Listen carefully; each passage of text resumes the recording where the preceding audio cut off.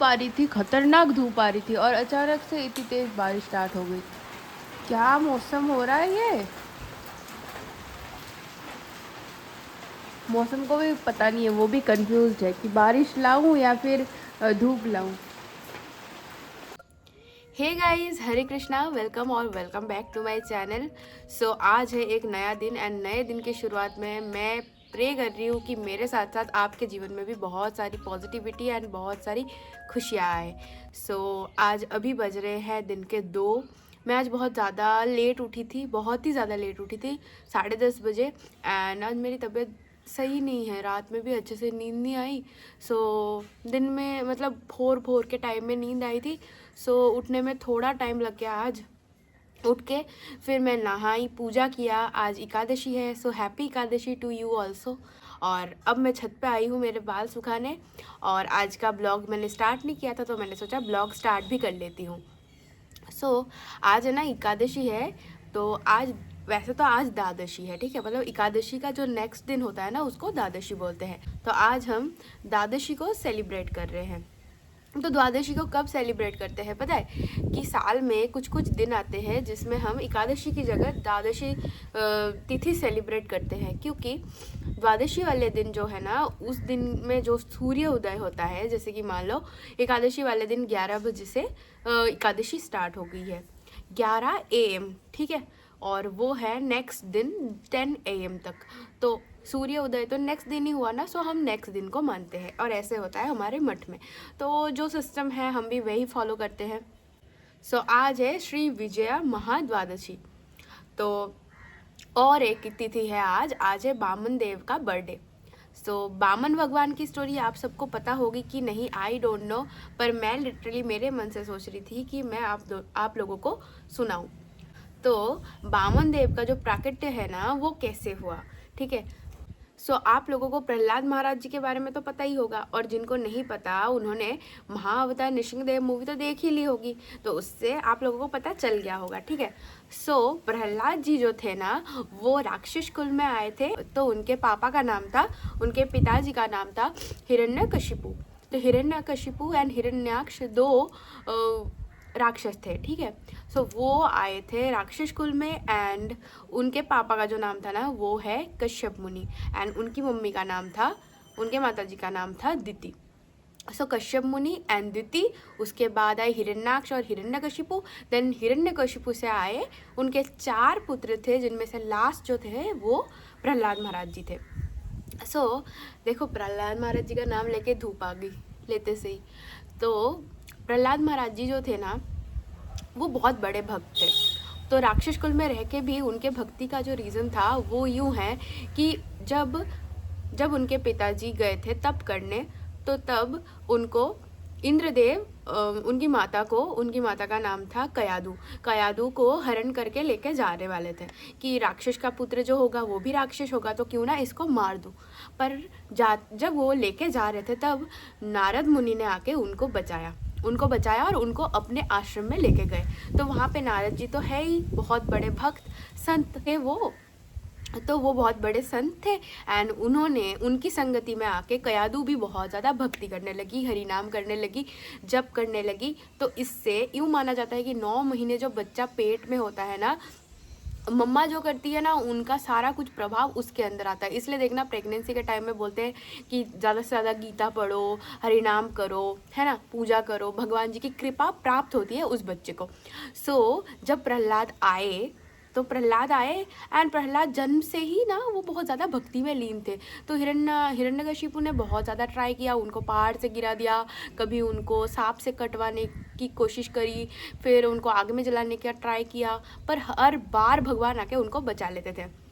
And last में जब उनके पिताजी ने कहा कि चलो भगवान, तुम्हारे भगवान हर जगह है ना, तुम बहुत ज़्यादा मानते हो ना, तो दिखाओ भगवान कहाँ है, इस खंबे में है।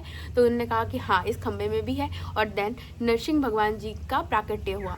अब उनके पापा जो थे, मतलब प्रहलाद जी के जो पापा थे हिरण्यकशिपु, उन्होंने ब्रह्मा जी से एक वरदान प्राप्त किया था कि मुझे कोई भी नहीं मार सकता है, ऐसा वरदान मुझे दो। बहुत ज़्यादा घोर तपस्या के बाद उनने ये तपस्या मांगी थी कि मुझे अमर होना है। अब अमर होना राक्षसों को अलाउड नहीं है, मतलब ये वर तो ब्रह्मा जी को भी नहीं दिया है भगवान ने, नारद को भी नहीं दिया है, तो एक राक्षस को कैसे दे सकते हैं।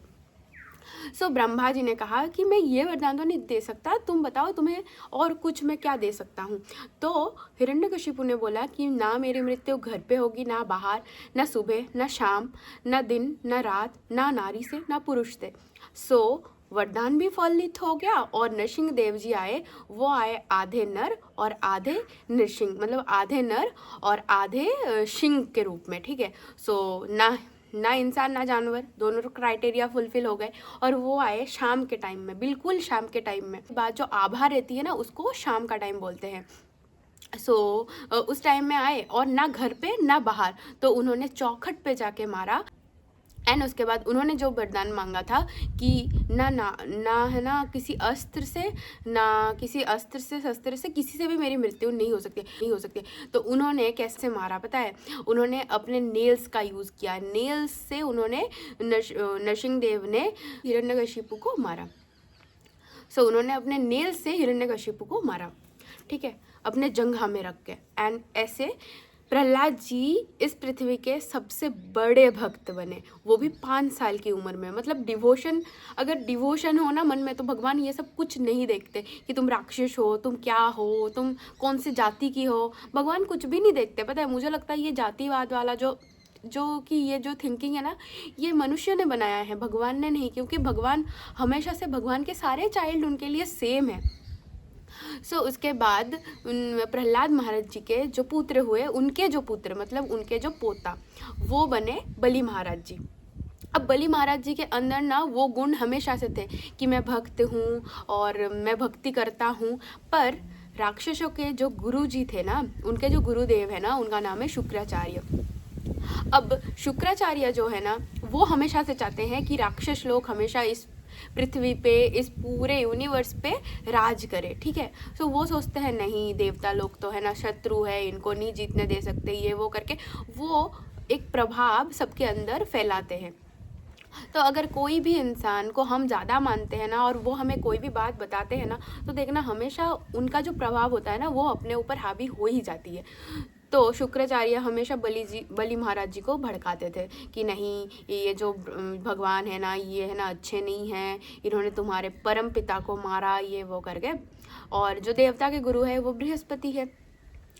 तो ऐसा सीन हुआ कि बलि महाराज जी ने एक यज्ञ का वो किया, एक यज्ञ अनुष्ठान करने लगे, ठीक है, जैसे नॉर्मली हम करते हैं। और वो बहुत बड़े दानवीर थे।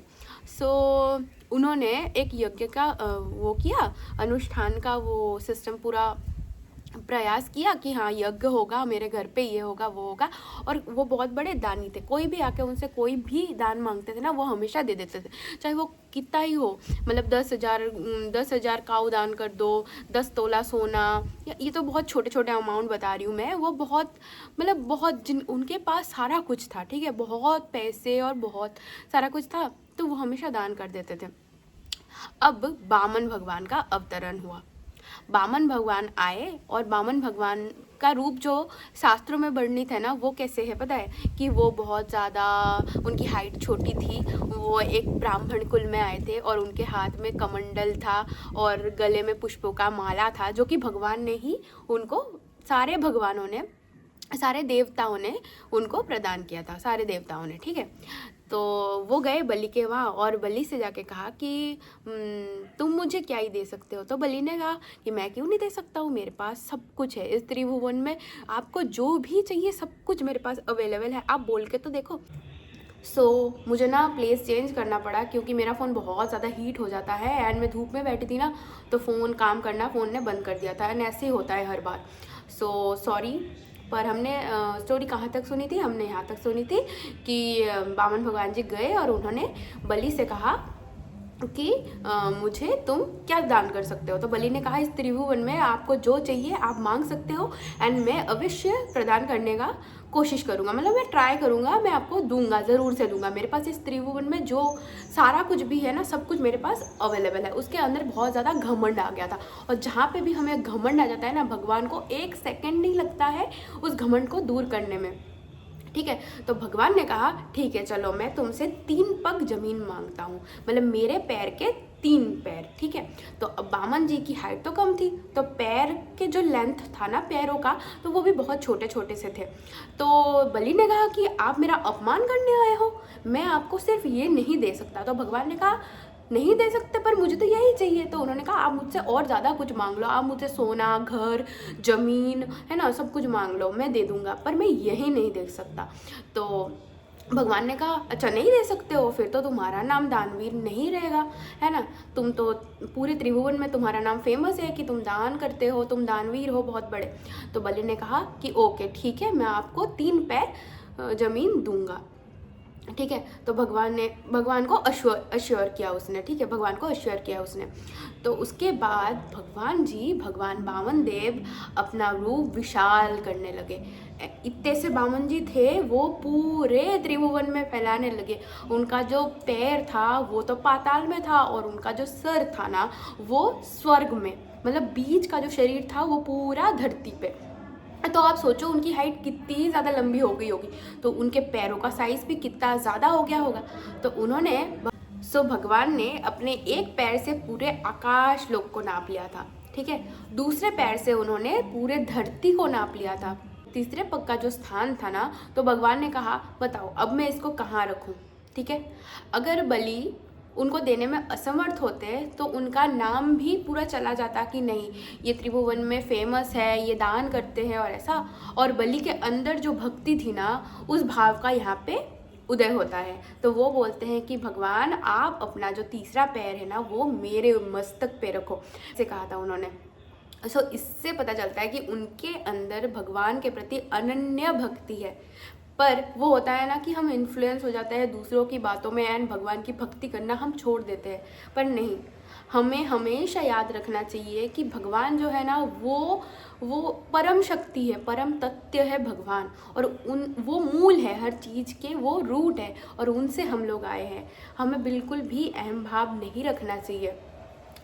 ऐसे भगवान बामन देव ने अपना तीसरा पग बलि के मस्तक पे रखा एंड वो हमेशा उनके द्वारपाल के रूप में अभी भी वो पाताल लोक में विराजित है। अभी भी भगवान का एक रूप जो है ना वो अभी भी बलि के वहाँ स्थित है। ये थी बामन भगवान की स्टोरी। तो बामन देव भगवान की जय हो। एंड आई होप आपको ये स्टोरी अच्छी लगी होगी। आप और डिटेल में जानना चाहते हो ना, तो पुराणों में जाके इस टॉपिक के बारे में ज़रूर से पढ़ना एंड भगवान की अनन्य प्रेम भक्ति करते रहो। हरि बोल। मिलती हूँ थोड़ी देर बाद।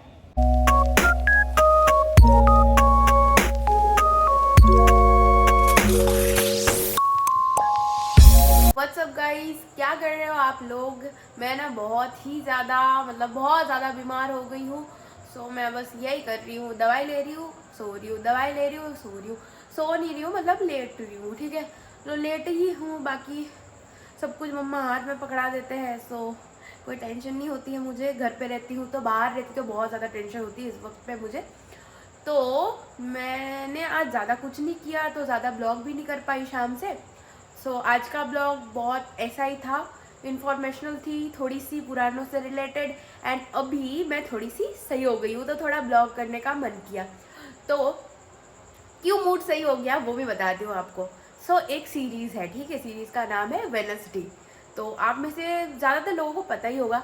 तो वो सीरीज़ नेटफ्लिक्स पे आई थी थोड़े सालों पहले, मतलब 1-1.5 साल पहले। तो तब मैं मेरे मामा के वहाँ थी। मेरे मामा के वहाँ मैंने और मेरी बहन ने साथ में देखा था। तो मुझे बहुत ज़्यादा मज़ा आया था, बहुत ज़्यादा, लिटरली वो बहुत ज़्यादा डर रही थी पर मुझे बहुत मज़ा आया था। तो उसका ना 2nd सीज़न लॉन्च हो गया है कल। तो मैंने सोचा कि नहीं, मैं आज देखूँगी। तो मैंने वो सारे एपिसोड्स डाउनलोड पे लगाए हैं, और अभी मैं खाना खाऊँगी, देन उसके बाद मैं वो देखूँगी।